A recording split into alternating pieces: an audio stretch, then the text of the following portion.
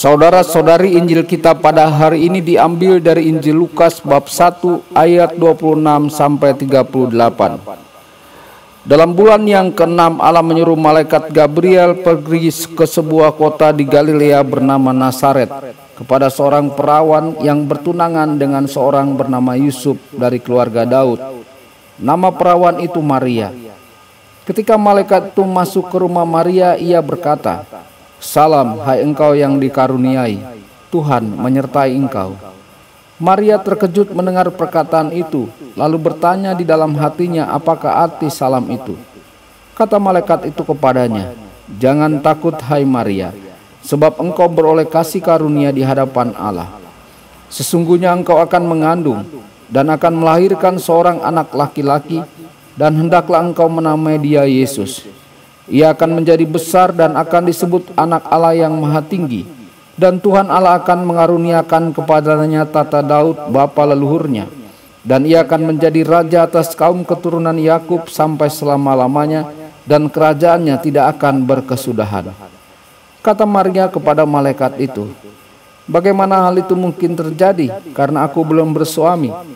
Jawab malaikat itu kepadanya, "Roh Kudus akan turun atasmu, dan kuasa Allah yang Maha Tinggi akan menaungi engkau. Sebab itu anak yang akan kau lahirkan itu akan disebut kudus, anak Allah. Dan sesungguhnya Elisabet sanakmu itu, ia pun sedang mengandung seorang anak laki-laki pada hari tuanya. Dan inilah bulan yang ke-6 bagi dia yang disebut mandul itu. Sebab bagi Allah tidak ada yang mustahil." Kata Maria, "Sesungguhnya aku ini adalah hamba Tuhan, jadilah padaku menurut perkataanmu itu." Lalu malaikat itu meninggalkan dia. Demikianlah sabda Tuhan.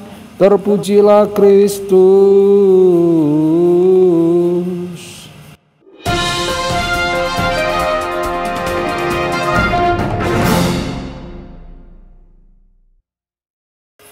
Saudara dan saudari terkasih dimanapun Anda berada, jumpa lagi dengan saya Romo Tedens dalam saluran Warta Kabar Sukacita.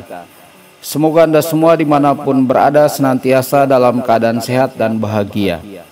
Saudara-saudari, penginjil Santo Lukas memperkenalkan perempuan muda kepada kita secara sederhana, yakni dan nama anak darah itu Maria.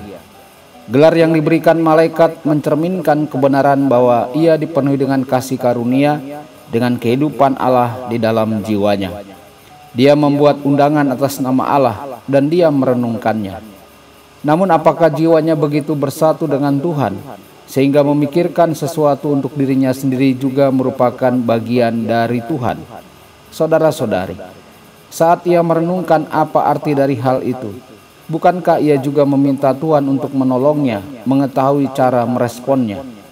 Begitu terikatnya hatinya dengan Tuhan, sehingga ia tidak melakukan apapun sendirian.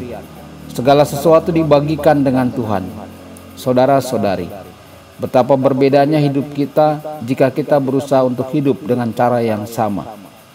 Adakah momen lain dalam sejarah umat manusia yang pernah ada yang seperti itu, di mana Allah siap memasuki dunia yang diciptakannya dengan cara yang tidak pernah terbayangkan sebelumnya, yakni mengambil kodrat manusiawi kita dan menjadi sama seperti kita dalam segala hal, kecuali dalam hal dosa, untuk menyelamatkan kita?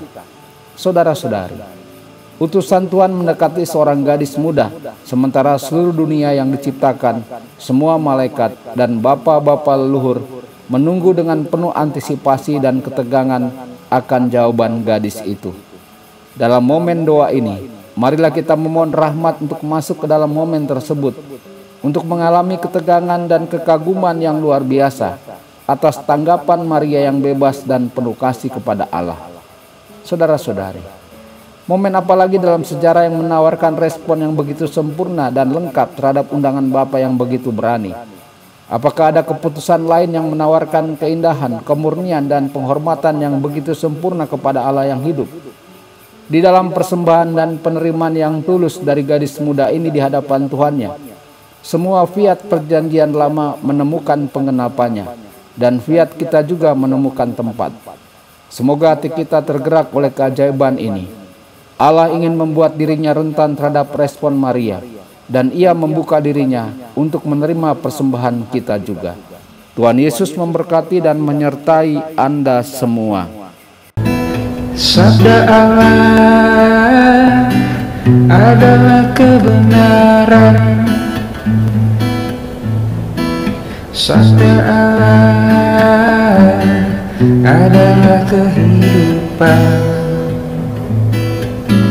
Mari kita mencintainya, mari kita menghayatinya. Ya Tuhan yang ku muliakan,